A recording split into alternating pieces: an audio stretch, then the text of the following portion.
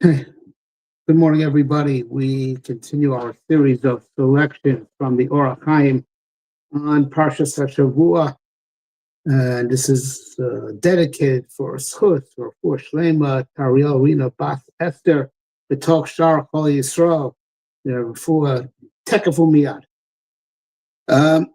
So we're in the HaChaim, who's commenting on the Artzacha, Mimalatcha, Beis Avicha, Al Artz Asher Reka. We completed one derech that he, actually we did two drachim that he suggests on this. So now we're on the third approach that he is suggesting of what each word comes to add and why it's in this order. As you remember, the opening question was it should be in the exact reverse order, because first you leave Beis Avicha.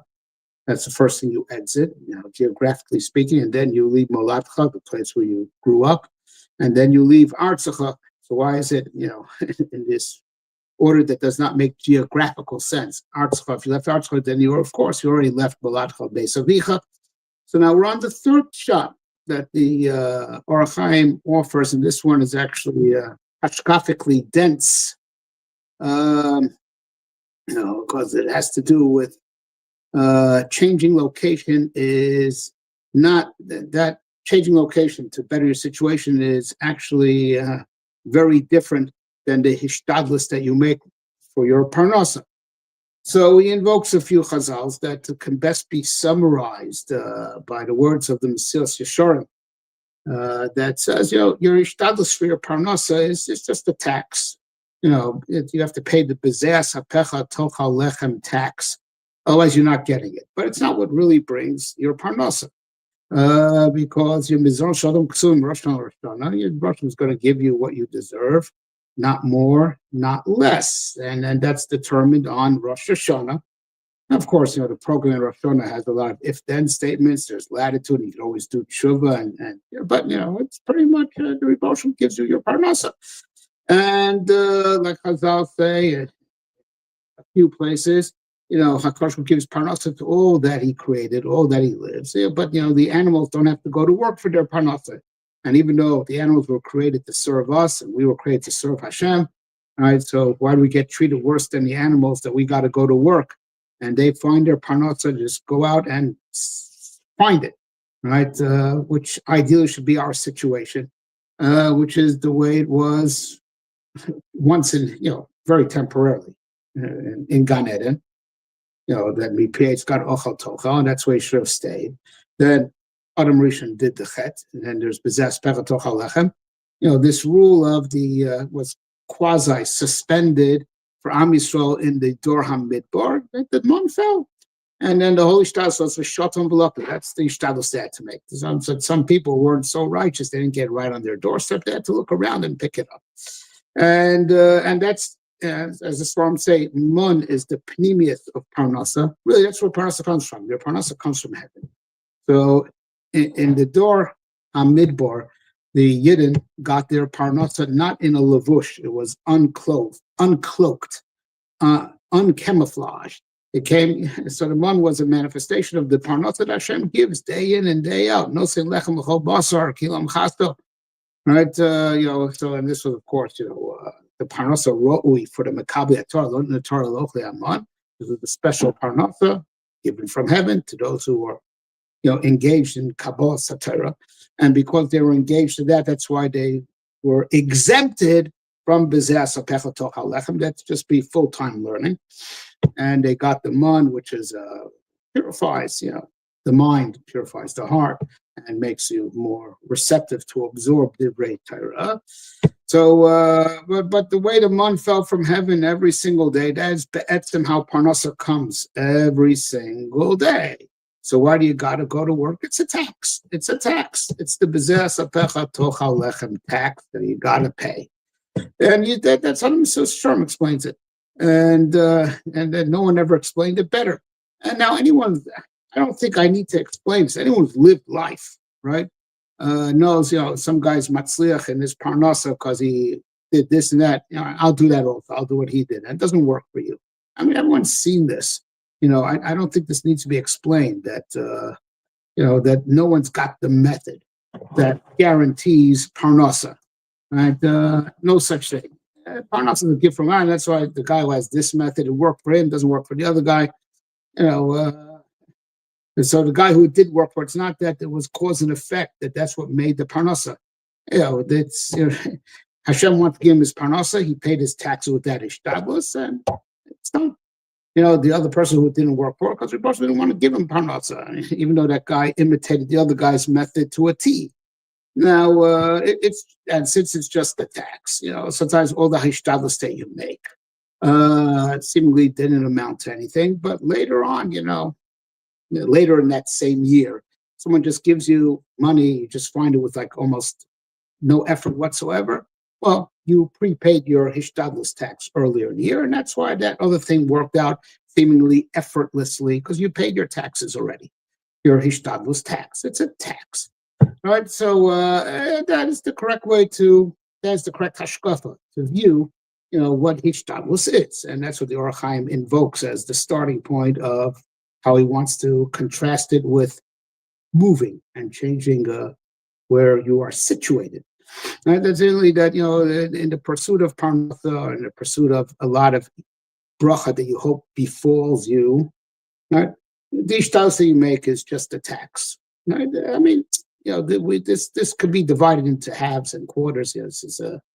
Sometimes the tax also provides the kli for the bracha to go into. Sometimes the ishtalos doesn't provide the kli, and that's also part of the explanation of why seemingly it looks like cause and effect, right? That you made the ishtalos, you got the parnasa, so seemingly it worked. It's just that the parnasa also gave the kli for Reboshem to put the parnasa in, and sometimes Reboshem doesn't want to put it in that kli, puts it in a different kli. But on those, in those occasions. But a parnasa was also mamid the kli, and the time was right to get the. That's why it looks like cause and effect, but it's but it's an illusion. Mizon shalom ksuvim, and the parnasa is from shamayim. The ribashim is the mefarnes, and we just have to be virtuous. It's very sad that hariosi masai v'kipachli parnasasi, that our ability to do better than the animals also makes us more culpable and more punishable for anything that we do wrong, and that's why the animals don't have to go to work for their parnasa. We do. But the main point that the HaChaim wants to start with is with this yisod, right? That hishtadlus is all just a tax, right? It's not what be'etzem changes your situation. It's not be'etzem what brings you parnasa. However, he says this is not the case when you're talking about moving, right? Changing your location, because your location is a part of you, right? You, since the place that you are contains you, surrounds you. If it's a bad place, right, you got to get out of there, right? And it could be you're suffering because you are in a bad place, and he invokes an open Gemara. Right, that the Gemara says, and it's a bumtzit that hey, ayin hey amid beis, right? That that one of the people is called tzorich beinonen. He davens, and nothing's changing. God's not hearing his prayers, seemingly. So the Gemara says it's mamish the last words of that parak, right? That is a person who's good, in a bad place, and he could go somewhere else, and he's not going. Okay, what do you want? What do you want? A favor? The person doesn't have to save you from your stupidity. If you are living in a bad place, right, where there's no commerce there, or whatever, or there's health hazards there, and you're davening to have parnasa nonetheless, or not to be healthy nonetheless, no, he's not going to answer those prayers. Do the prudent thing and change your location. All right, and it's called that, you could and you don't. Okay, so you'll be tzorich beinonen. Right, you have to realize that where you live is a part of your reality. Right? It's where you live is like an extension of your body. It surrounds your body, it contains your body. So it's not about ishtalos, it's about remedying. It's no different if you have an open wound, you got to address the problem. I say, no, whatever. I'll dive in there. You got to address the issue that's wrong with your situation. where you live is part of your situation, and you have a responsibility now, therefore, to change location. There's so much to add over here, right? That this is what the Goyin says on the pasuk Yesh Nispe below Mishpat, that person, God forbid, there's a tzaddik, seemingly dies, and he didn't deserve that. And so the Goyin says, right, that this could be referring to a person that he is a tzaddik, but he lives in a place that is condemned by HaKadosh Baruch Hu, like in next week's Parshas, as example, Lot. Lot presumably was a cut above the rest of the people of stone, right? But as even though he was better, and he also had the advantage of being Avram Avinu's nephew, and Avram Avinu davened, certainly for him, in addition to the rest of stone, still didn't help. He had to run away. He had to run away. If he would have not run away, he would have died with everyone else. So the concept that every bullet has an address, and sometimes there's a din on the place that if it would be only your schus in a vacuum, the bullet doesn't have your address on it. But your place of living, where you planted yourself, and I'll say in parenthetically, right, that this is a very big issue of that's both in hashkafa and even in halacha. What's called where you live? Is it where your feet are? Is it where your family is? Is it where your parnasa is? Right? But let's just simplify for our person. Let's say, place which is all three. It's you, your family lives there, you're there, your family lives there, and your parnasa is there. So that's definitely the chodesh. That's your makom. Your makom is you. It's an appendage of you. So if your place is condemned by HaKadosh Baruch Hu, it's your problem because you live there, and that's why running away helps. One would say if every bullet has its address, why should running away help? Right? The answer is it does. Because it could be that the din is mitzad, the din on the makom, and the makom's problem has become your problem because you live there. So but if you run away and you sever ties, you get out of there, it won't be your problem anymore. Right? And the same thing also that if there's bracha in a place and you go there, you've added bracha to your life. If there's anything wrong with the place, you've added that the shortcomings of the makom to yourself because you've planted there. You're connected to it, right?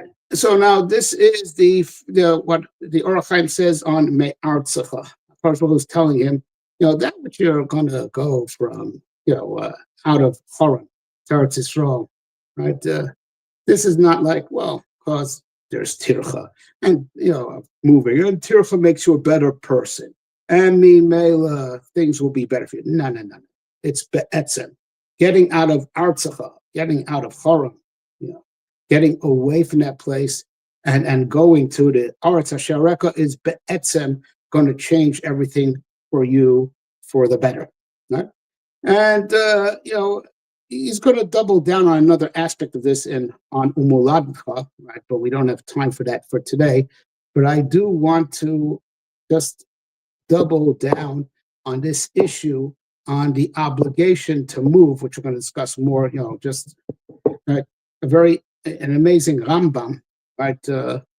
So we know that oines rachmona patre. If a person is forced to do an avera, B'gzeras malchus under threat of death, ones rachmona patre.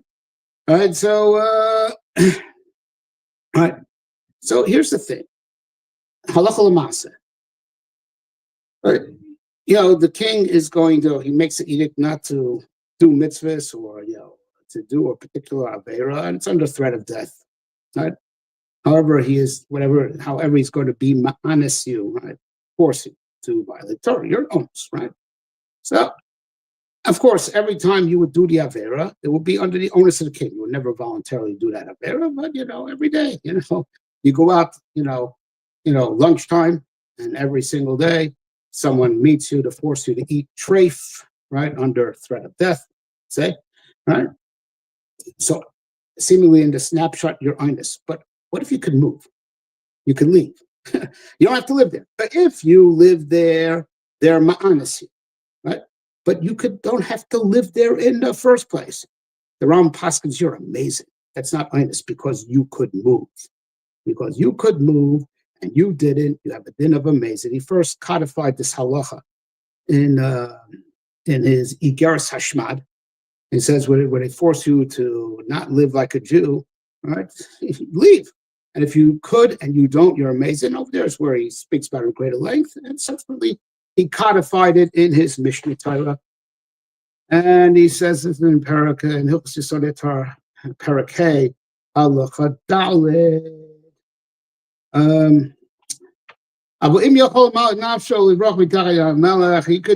You could run away and be out of the jurisdiction of the king that's forcing to be over on mitzvahs. Ve'eno oseh, but he doesn't do that. He's like a dog going back to eat its vomit. It's an expression, like a dog returning to eat its own vomit. So let's say it's avodah zarah, which even under duress, even if it's right. We should have prefaced that even by the 3 cardinal sins that you ought to martyr yourself rather than transgress, still, if you were not omed b'nisar, it's not called you did avodah zarah b'mezid. It's called you did avodah zarah b'ones.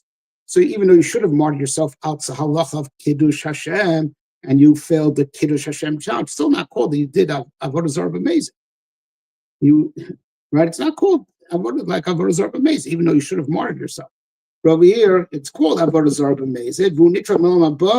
He's not going to have olam haba. He's going to go to the lowest place in Gehenna. It is a fair deal to make in the Rambam that since there is still this element of onus, even though in the big picture it's not, because you put yourself in that place, right?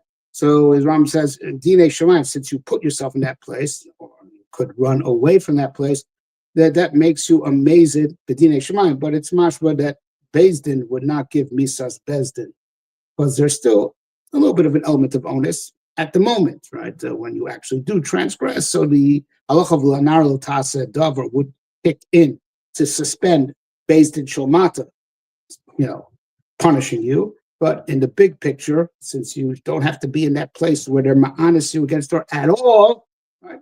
Dinei Shamayim, you're called a Mezid Gomer. So, as we're going to discuss more, the chiyuv to relocate is not just like it's not. It is a real chiyuv. The place that you live in is you. It's like an appendage of your body, and you have to take responsibility for yourself. And therefore, if you have to move, right, to be in a better position spiritually or even physically, you have a real obligation to make the move. All right, we'll stop here for today, and we'll continue this discussion tomorrow and how he expands this even more when he gets to Umi Moladcha.